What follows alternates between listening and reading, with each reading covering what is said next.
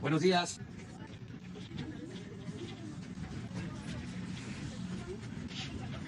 Pues hace un poco de frío. No, pero vamos a informarles.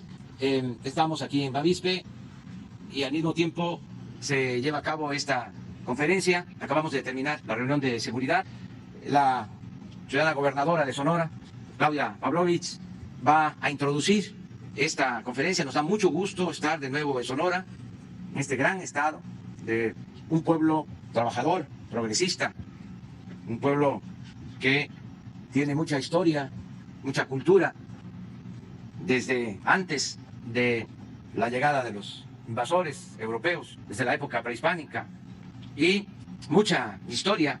Aquí comenzaron las primeras manifestaciones de protesta contra el porfiriato, por aquí cerca, o relativamente cerca, porque Sonora es un estado con gran extensión territorial, es el segundo estado con más territorio en nuestro país. Entonces, por aquí, en el norte de Sonora, está Cananea, y ahí se llevó a cabo durante el porfiriato una huelga para pedir mejores condiciones laborales, y esa es una huelga histórica. Luego vino la huelga de Río Blanco, pero aquí inició el movimiento revolucionario. De aquí también son los pueblos yaquis, que lucharon mucho por defender sus tierras y que fueron reprimidos durante el porfiriato. Se les expulsó de Sonora, se les mandó a trabajar como esclavos en las haciendas cañeras, enequeneras del sureste. Hubieron deportaciones masivas. Y aquí, en Sonora, pues se inicia la Revolución Mexicana también con la participación de dirigentes sonorenses destacadísimos. De modo que nos da mucho gusto estar aquí, a pesar del clima, estar aquí en Bavispe. Vamos a informar en especial sobre las investigaciones, lo que se ha realizado para esclarecer ese crimen muy lamentable de mujeres, de niñas, niños, que se llevó a cabo en esta región.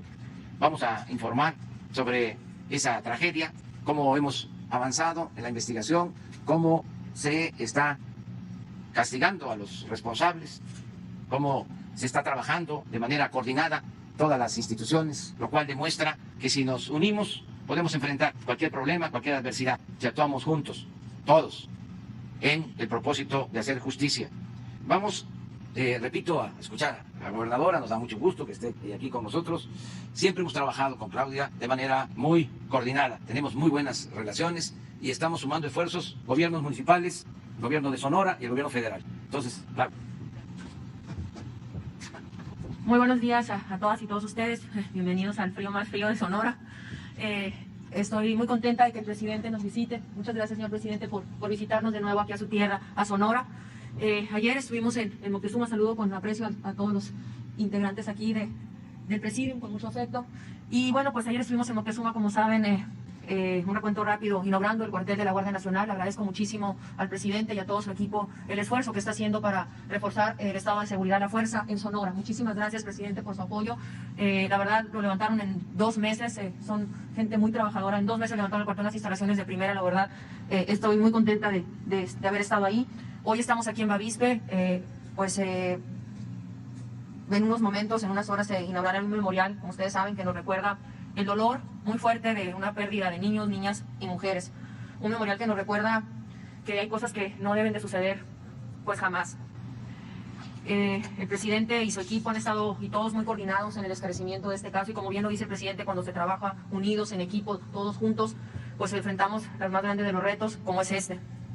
Un memorial también que habla de la entereza de las familias en una sociedad que le ha tocado enfrentar un hecho muy, muy duro. Y también es una muestra de profunda y ejemplar solidaridad y un sentido de comunidad muy fuerte en momentos de dolor y de indignación extrema. Alguien me dijo que la vida no es lo que sucede, sino lo que significa, y creo que tiene toda la razón. Y esta terrible tragedia significa que como sociedad tenemos un gran reto, un gigantesco reto que enfrentar. Como autoridad tenemos un desafío enorme, pero sin duda cuando te pones como capitán frente al barco, cuando hay tormenta, las cosas, como lo hace el presidente, las cosas siempre salen bien. Pero hay que tener entereza, convicción y voluntad de hacer las cosas. Muchas gracias, presidente, por su visita. Bueno, por sus visitas a este estado.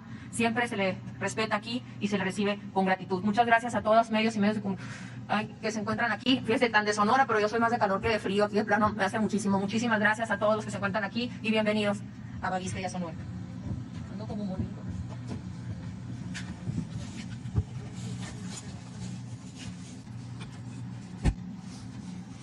Con su permiso, señor presidente. La lámina, por favor.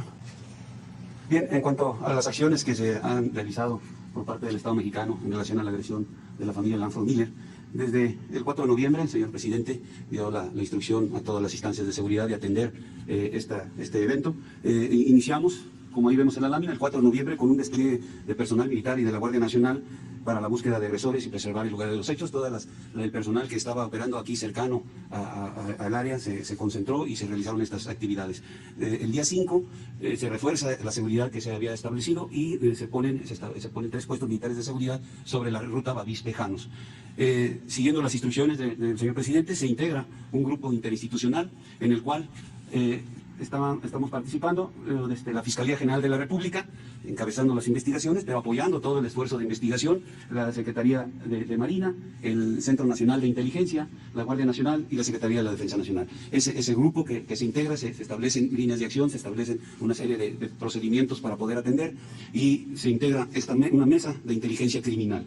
Esta mesa despliega 8 equipos de investigadores, un equipo de criminalistas con apoyo de 3 aeronaves, 4 helicópteros y un equipo tecnológico de última generación. Toda esta mesa, todas estas instituciones, en un trabajo coordinado conjunto, realizan sus esfuerzos y hasta la fecha han logrado realizar 582 entrevistas, 16 cateos a diferentes lugares.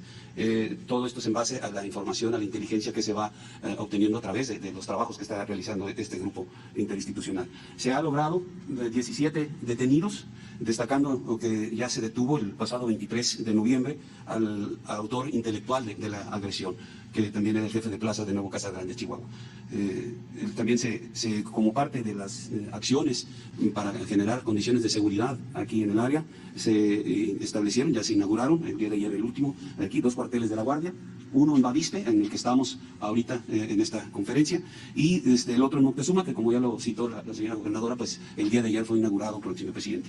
Estas dos cuarteles de la Guardia coadyuvan, como ya mencioné, a la seguridad del área. La presencia pues va a ser a partir del tiempo de establecimiento, una presencia permanente, constante, y también coadyuvando con las actividades de investigación que está haciendo el grupo interinstitucional. A este grupo interinstitucional están pendientes de cumplimiento 15 órdenes de aprehensión que ya fueron trabajando, que ya la Fiscalía General de la República realizó todas las actividades y estamos pendientes de ejecutar estas 15 órdenes.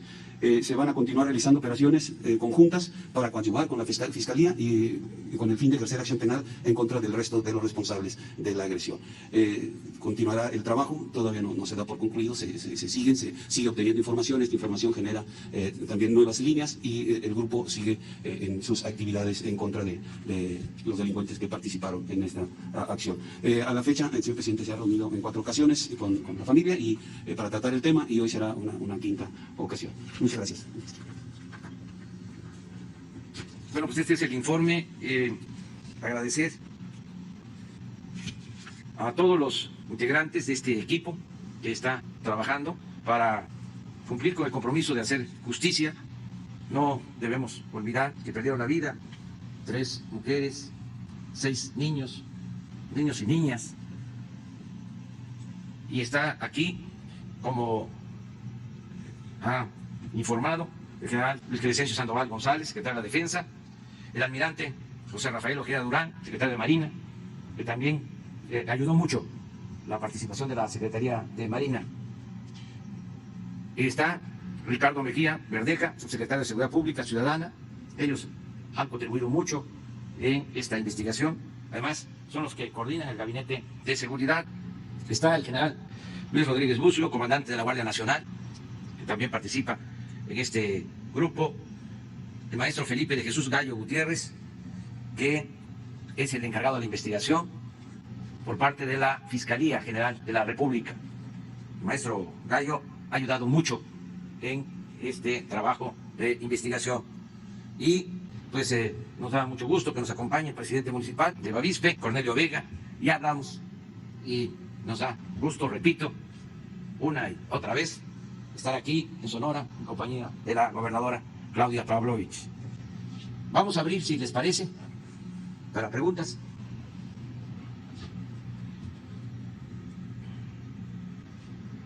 Gracias, presidente. Buenos días, Dalila Escobar de Tiempo TV. Preguntarle en primera instancia cuestiones que tienen que ver con el tema del salario mínimo. Se aprueba ya por parte de la CONASAMI el 15%, sin embargo, el sector empresarial menciona que no, una parte del sector empresarial que no está de acuerdo con esta situación porque podría haber pérdida de empleos. Incluso mencionaron que es una medida incluso irracional. ¿Qué responden al respecto? Y bueno, pues si precisamente tienen ustedes previsto que pueda haber cierres de empresas o pérdidas de empleos pues por este hecho. Bueno, no se logró el consenso que se deseaba en la Comisión de Salarios Mínimos.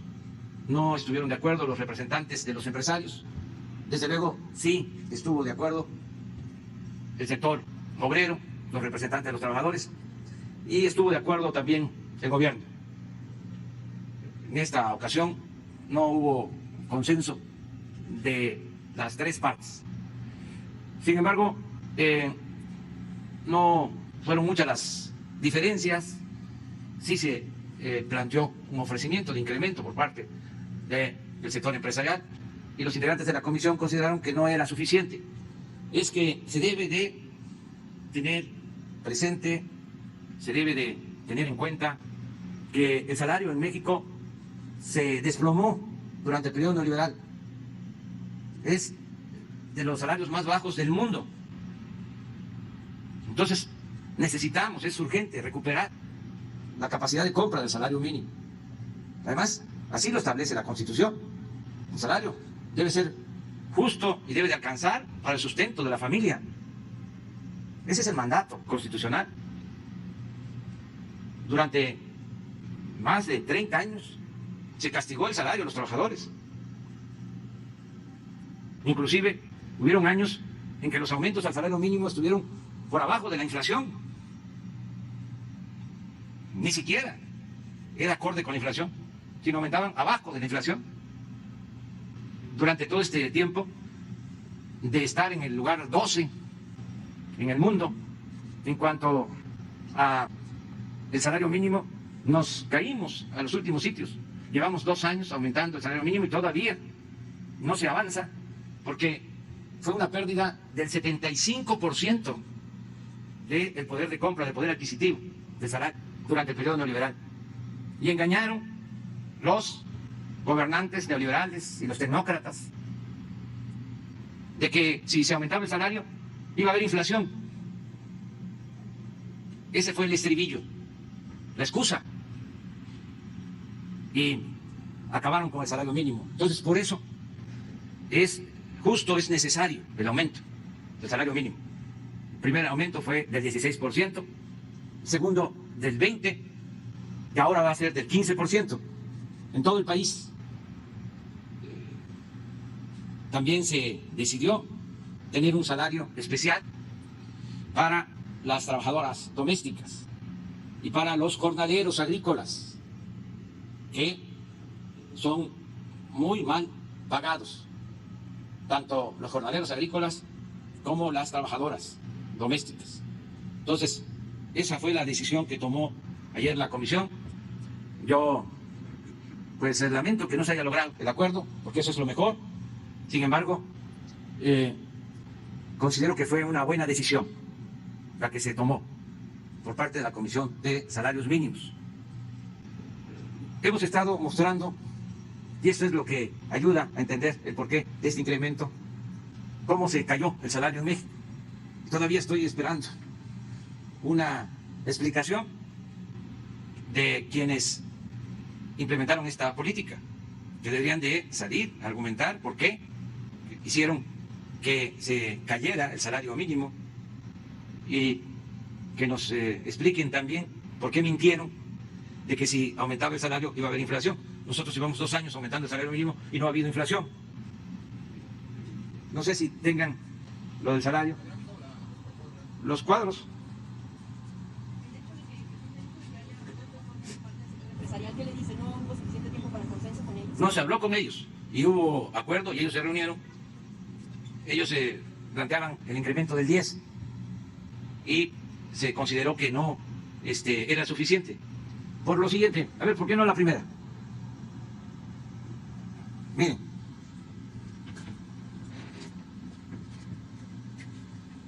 Este es 1980, era el lugar 12, México, en el mundo, en salario mínimo. Después en el 90 al 30 cayó, al lugar 30 en el mundo. En el 2000 al 48, perdón, al lugar 48. En el 2010, ya aquí estamos en los tiempos del cambio, 81. En el 20, a pesar de los dos aumentos, aquí se mencionó, lugar 82, ya todavía caímos, con 16 y 20% de aumento. Ahora con este aumento vamos a subir aquí al 76. Es insensato hablar de que esto va a afectar la economía. Entonces, en la economía no cuentan los trabajadores. ¿Qué es la economía? Pues es la conjunción de las inversiones, de la actividad empresarial y del trabajo. Esa es la economía. Entonces, los trabajadores van a tener pues un incremento que a escala mundial todavía avergüenza. ¿Cómo vamos a estar en el grupo del G20 de los países con más riquezas en el mundo? Y vamos a estar ocupando el lugar 76 en cuanto al pago del salario. Y también se me hace una exageración decir que van a quebrar las empresas si pagan este aumento salarial. Cuando empezó el auge en China, se mencionaba de que ellos tenían como ventaja comparativa bajo salario, que por eso se convirtió China en la fábrica del mundo. Ahora resulta que China sigue siendo la fábrica del mundo, pero los salarios en China son más altos que los salarios en México. Cuando empezó China su desarrollo, el salario en México era mayor que en China, y ahora en China es más alto el salario que en México, y ellos siguen produciendo y siguen teniendo altas tasas de crecimiento económico. Entonces, ojalá y se analice bien esta situación, y es por el bien de todos, y desde luego muchos empresarios, muchos, yo diría la mayoría está de acuerdo con esto. Lo que pasa que pues, son las organizaciones empresariales las que toman las decisiones, pero muchos empresarios. Es más, hay muchísimas empresas en donde no se paga salario mínimo, se paga más. Muchas empresas, en proporción, son menos los trabajadores de la economía formal, los inscritos en el Seguro Social, que están ganando salario mínimo. Aún cuando para pagar menos cuotas, o no dar prestaciones, inscriben a muchos, con salario mínimo. Aún así, el promedio de salario en los inscritos al Seguro Social es mayor al salario mínimo. A ver si no tienes la gráfica de Seguro Social sobre empleos. Ahí viene el promedio. Es como de 12,000 pesos el salario promedio en el Seguro Social. De los, pues ahora, 20 millones de trabajadores inscritos. Promedio, 12,000. El salario mínimo que se está fijando ahora, pues no va a llegar a esa cantidad, ni siquiera a la mitad de esa cantidad. Pero bueno, eso es la... Bueno, también el segundo tema de las vacunas. Los gobernadores de la Alianza Federalista, al mismo tiempo que usted ayer mencionaba que pues no es una cuestión político-electoral porque es una necesidad para la población mexicana, ellos insistían en que no se vale sacar tajada política de este asunto, y bueno, más bien lo que llaman es que el Consejo de Salubridad General pues se reúna para que haya instalación de comités estatales para la logística y cronograma. Preguntarle en todo sentido, en todo caso, cuál será la decisión que se tome, cómo va a ir avanzando la entrega de vacunas por estados, cuáles serán primero, cuáles serán las fechas y las razones por las que primero fue Ciudad de México, bueno, casi obvia, y Coahuila. Mire, es sencillo de responder. Primero, que la vacuna no se puede utilizar con propósitos electorales. Eso sería ruin, sería una mezquindad. Y por lo mismo no queremos polemizar sobre este tema. Lo que puedo decirle a los ciudadanos de Jalisco, de Chihuahua, de Guanajuato, de los estados donde los gobernadores están en contra de nosotros, es de que vamos a actuar como siempre, de manera responsable, y no le va a faltar a ningún ciudadano, a ninguna persona de México la vacuna. Que en la medida que se tenga la vacuna, porque primero estamos haciendo todo un esfuerzo para adquirirla, no por falta de recursos, sino por disponibilidad de la vacuna. Estamos hablando y hemos avanzado mucho con las farmacéuticas, con países, porque llevamos muy buena relación con todos los gobiernos. Entonces, en la medida que tengamos la vacuna, se va a aplicar a todos. Va a ser universal y gratuita. Y va a aplicarse de acuerdo a un protocolo que va a tomar en consideración primero a los médicos, a las enfermeras que están salvando vida en los hospitales. Y luego por edades, las personas mayores de todo el país, de todo México. Y tercero, a enfermos crónicos, quienes padecen de hipertensión, de diabetes, de obesidad. Y en la medida que se vaya abriendo el sistema educativo presencial, a los maestros. Pero decir a la gente que tenga confianza en nosotros, que no vamos a actuar de manera facciosa, ni como jefes de grupo, de facción, de partido. Tenemos que actuar como jefes de Estado. Y que yo estoy seguro que la gente tiene más confianza en que nosotros manejemos lo de la aplicación de las vacunas, porque siempre hemos actuado, siempre con equidad y con justicia, a que esté la vacuna en manos de politiqueros, de gente irresponsable. Entonces, una vez que tengamos ya la disponibilidad de las vacunas, se va a aplicar en todo el país. criterios por los que se va a definir qué estados y en qué orden se aplicarán. Y bueno, ya nada más para finalizar, si ya tiene el nombre de la persona que podría ocupar el cargo como secretario o secretaria de Educación Pública. Va a informar la Secretaría de Salud sobre toda la estrategia de vacunación. A ellos corresponde. Acerca de quién va a estar en la Secretaría de Educación Pública, todavía, ahora que regresemos a la ciudad. Vamos a esperar para mañana o el lunes, martes. Ya estamos en eso. Pronto.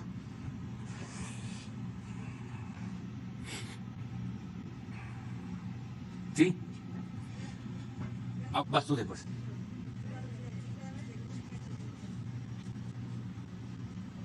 Espérame. Gracias, presidente. Lisbeth Álvarez, de Grupo Política, ZMG Noticias. Presidente, pues ya iniciaron las precampañas en varios estados de la República. En Sonora, por ejemplo. No se están tomando estas medidas necesarias, como el uso del cubrebocas, tomar la temperatura. Le haría un llamado a los candidatos, para que evitar las precampañas y irnos directamente a las campañas para evitar más contagios por el COVID. No me meto en eso, corazón. Eso es un asunto de los órganos electorales. Y ellos van a decidir sobre las reglas. Además, ya está normado, está en las leyes, lo que son las precampañas, las campañas. No nos corresponde a nosotros hablar de ese tema. Pero estamos muy contentos de estar en Sonora, eso sí.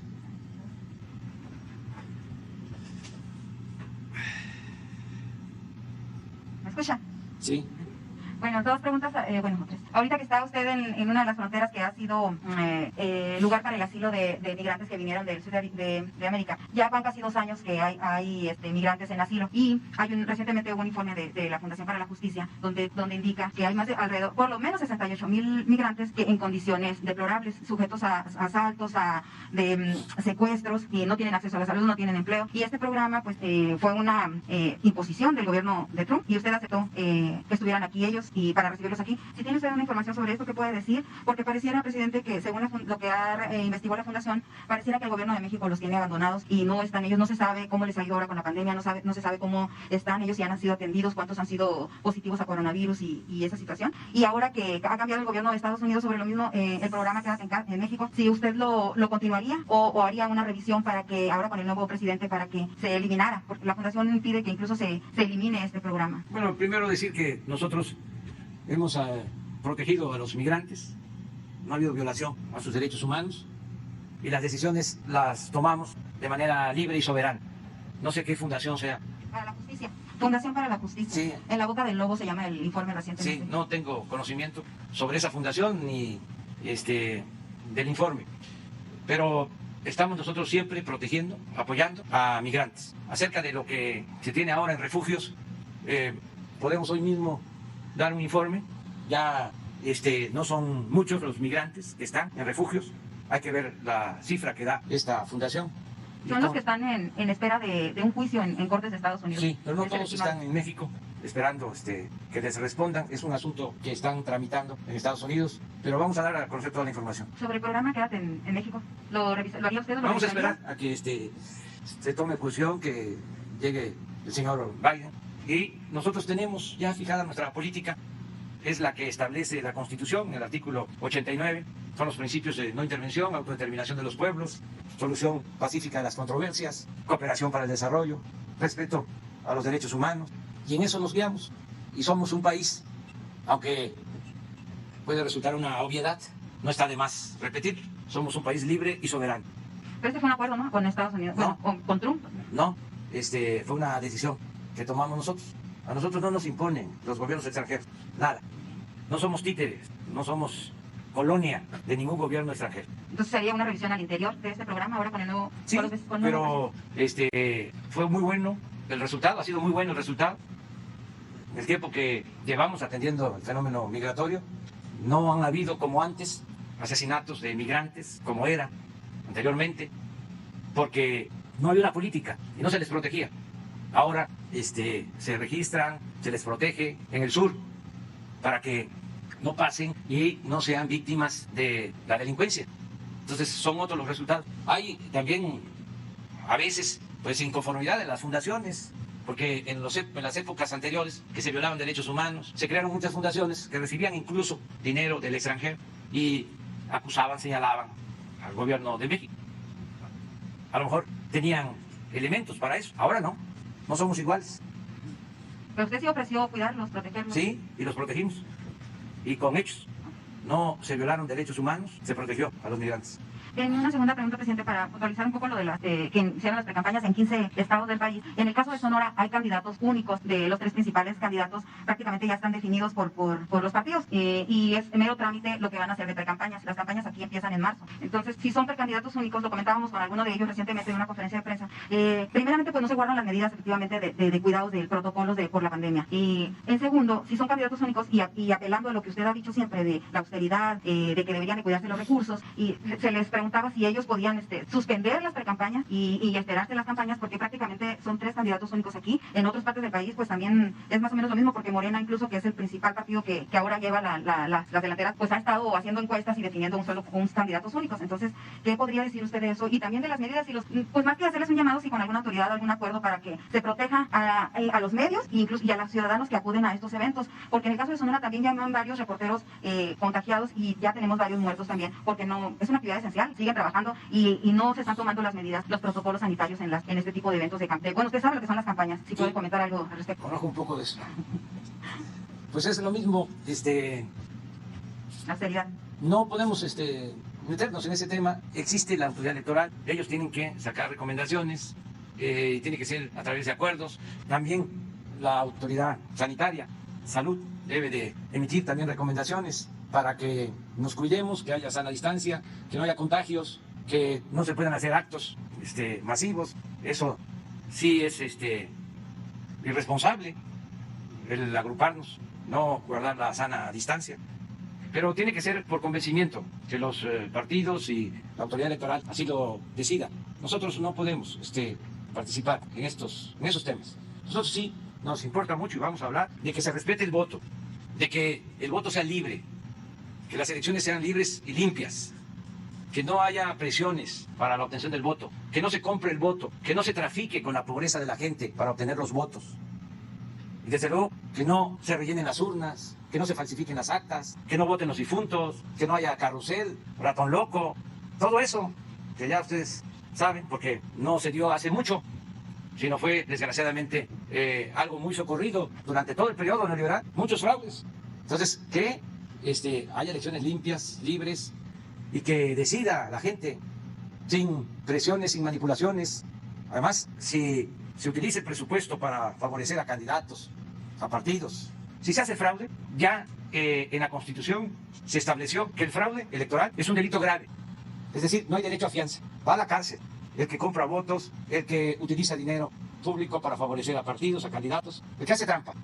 Eso es lo que se debe de difundir, también para que la gente lo sepa y que todos ayudemos a que pues se respete la voluntad del pueblo, que sea el pueblo el que elija libremente, que no sea con dinero, que no sean los grupos de intereses creados, que mucho menos sean los integrantes de las organizaciones del crimen organizado, los que pongan candidatos con dinero, con amenazas. Eso debe desterrarse. Funcionarios corruptos ya aprobados en corrupción, presidente, porque aquí en Sonora Morena está metiendo de todo en el partido. El PRIAN existe, ya lo formalizó ahora, llevan un candidato único aquí en Sonora, el PRIAN, pero aparte Morena está recogiendo también cascajo, dijo Durazo. Bueno, dice que no, pero... No me meto en eso. Y si me permite, hasta ahí llega con eso, pero pues de perdida dígale qué pasó ahí, es su proyecto, usted ha defendido su proyecto aquí en México, y como en Sonora, pues están jalando padrecistas y otro tipo de funcionarios que están probados en corrupción. De por sí no se les hizo nada en este sexenio a los que se fueron, ya a la gobernadora le queda un año y no se metió a la cárcel, no se recuperó dinero, hablaban de 500 millones nada más, de 31,000 que decía ella que se habían desfalcado. Y si me permite una pregunta para la gobernadora, por favor, sobre seguridad. Bueno, sí. Justamente hablando de seguridad, pues en Sonora no se ha podido controlar la seguridad, sigue, ya hay 2 guardias en esta región, pero se hablaba también, el exsecretario de Seguridad mencionaba que se requiere presencia de las principales autoridades. Entonces, preguntarle, gobernadora, si usted, ¿en cuántas reuniones ha estado usted presente de seguridad? Porque el exsecretario de Seguridad mencionaba que había gobernadoras y gobernadores que habían estado solo en 20 reuniones y que eso es fundamental para que se pueda tener una buena coordinación con los 3 niveles de gobierno para combatir la inseguridad. Primero que nada, como no quiero caer en temas electorales, voy a ser muy concreta. El tema de seguridad en Sonora es un tema que nos corresponde a todos y yo, por supuesto, asumo la responsabilidad que me corresponde como gobernadora de este estado. hemos recibido un gran apoyo por parte del presidente de la República con la Guardia Nacional que se está estableciendo aquí en Bavispe, que ya lo inauguramos en Moctezuma, y también nosotros hemos hecho nuestra parte por parte de lo que es la impartición de justicia pronta y expedita en muchos casos, y en otras también reinaré en el tema de trabajar en conjunto en los programas y en las reuniones estratégicas, que obviamente no se pueden comentar aquí, para combatir lo que es nuestro grave problema en Sonora, que lo reconozco y lo sé perfectamente, que es el homicidio doloso derivado de delincuencia organizada, específicamente en Caborca, Hermosillo, tanto Cajeme y la región de Guaymas, Empalme. Todos seguimos trabajando en ese sentido y pues la verdad, en temas electorales no pienso detraer, como bien dice el presidente, los que estamos gobernando a gobernar, y los que están en un momento ahorita electoral, pues en su momento electoral. Muchas gracias, Reina. Gracias. A ver, espera, vamos a ver si encontraron lo de Zoé. Sí, sería bueno también hacer la proyección de cuánto, ya deben de tener ustedes el dato, de cuánto es el salario mínimo, cuánto era y cuánto es el incremento, el nacional y para la frontera. Que si lo ponen también para informarle a la gente. Gracias, presidente. Espérate. Okay. ¿Te falta? No, está bien. Pues si usted quiere decir algo también. ¿Por qué no funciona, presidente, la inseguridad? O sea, ¿qué está fallando, pues? Estamos trabajando con mucho esfuerzo. Mañana, si les alcanza el tiempo para regresar, mañana es el informe mensual de seguridad. Entonces vamos a informar sobre el avance que se tiene en esta materia. Ahora lo estamos dedicando básicamente a Bavispe para atender a los familiares de las señoras y de niñas y niños que perdieron la vida. A eso venimos, básicamente. Y mañana viernes es el informe mensual. Vamos a hablar de todos los delitos, de cómo vamos. Es una evaluación. ¿Continúa la estrategia de paz? Sí, continúa la misma estrategia que se sustenta en el principio de que la paz es fruto de la justicia. Entre más atendamos a los jóvenes para que puedan estudiar, que tengan trabajo, entre mejores salarios haya, más empleo, más bienestar, menos violencia. Esa es la fórmula. Esa es la estrategia básica. Desde luego, hay que añadir que no se permita la corrupción, que trabajemos como lo estamos haciendo de manera coordinada, gobierno municipal, gobierno de Sonora, todas las instancias del gobierno federal, la fiscalía, que es autónoma, pero que ayuda mucho, inclusive el Poder Judicial, todos juntos. Entonces, esa es la estrategia. Y se van obteniendo resultados, ahí vamos, avanzando. A pesar de la pandemia y de la crisis económica, no hemos dejado de atender el problema de la inseguridad y de la violencia. Mañana vamos a informar. Bueno, sobre la Guardia Nacional, presidente, es una nueva guardia cada vez más en labores de militares y marinos, es algo que ya se le ha dicho y se le ha comentado, pero cada vez están en labores sociales más directo, en contacto con la gente. Sí. ¿Eso aún usted no advierte un riesgo ahí? No, el ejército es pueblo. Las Fuerzas Armadas, los marinos, son pueblo uniformado. Vienen del pueblo, los soldados, los oficiales.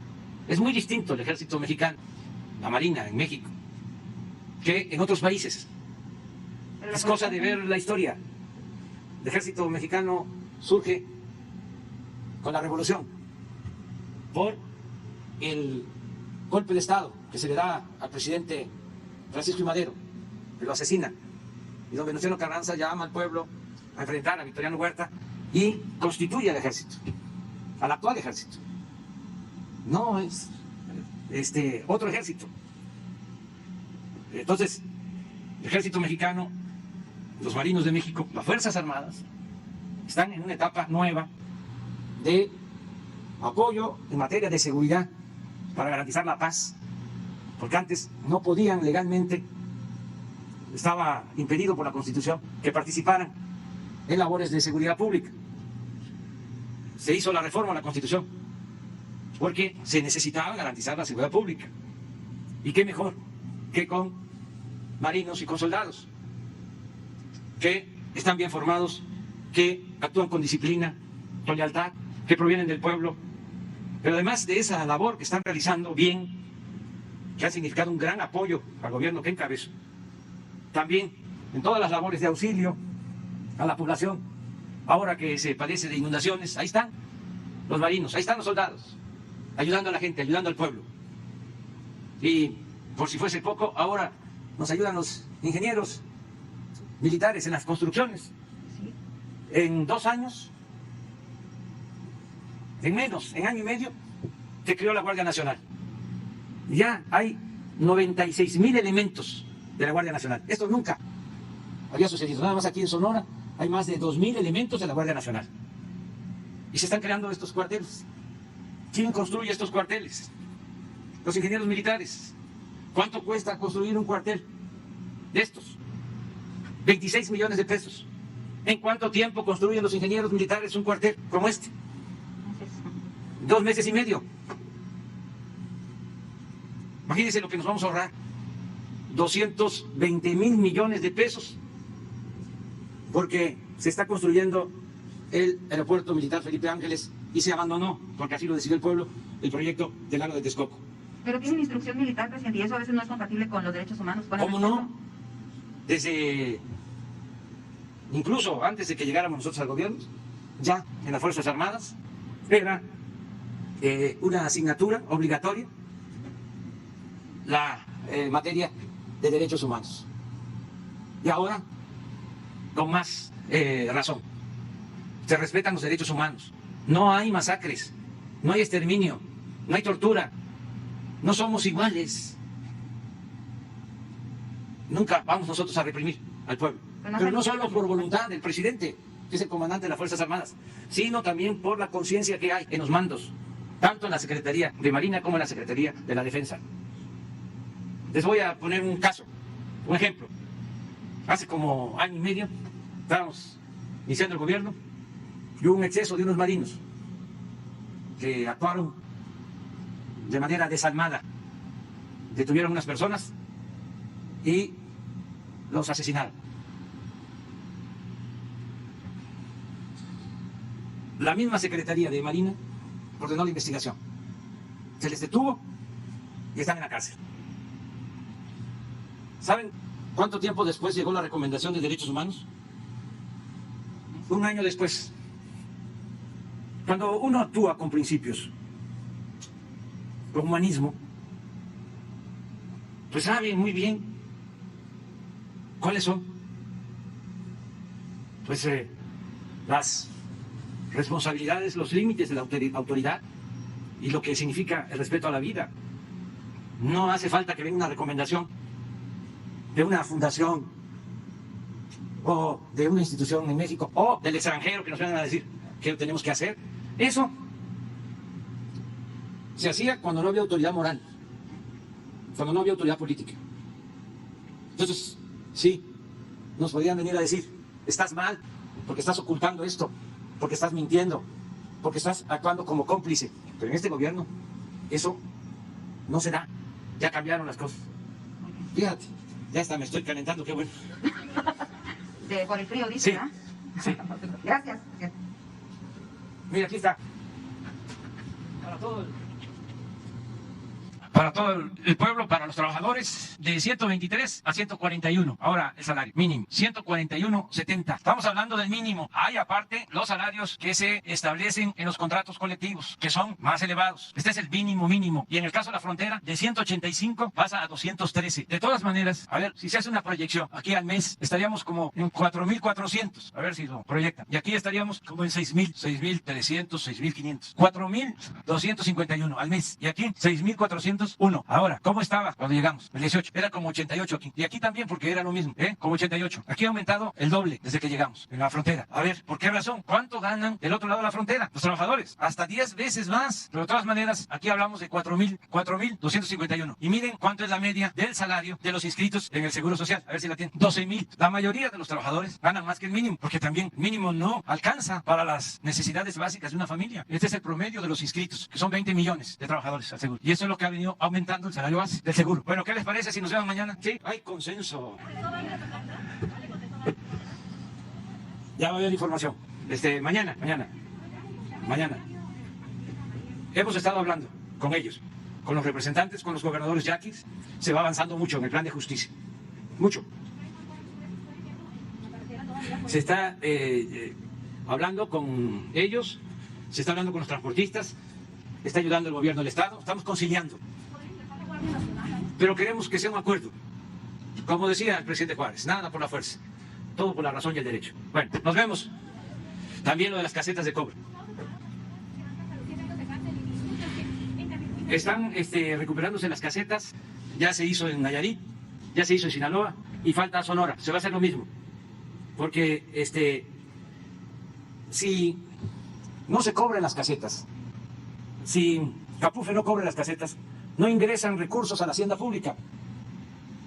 Y es un robo al pueblo. Porque acuérdense que el presupuesto no es dinero del gobierno, es dinero del pueblo. Entonces antes también se decía, hay que robar combustible, hay que practicar el huachicol, o se tiene una caseta y se cobra. ¿Por qué? Se utilizaba la excusa, si roban los de arriba, ¿por qué nosotros no? Pero eso ya no aplica, porque no robamos los que estamos en el gobierno. Entonces nadie debe de robar. Cero corrupción, cero impunidad. Entonces todos aportarnos bien.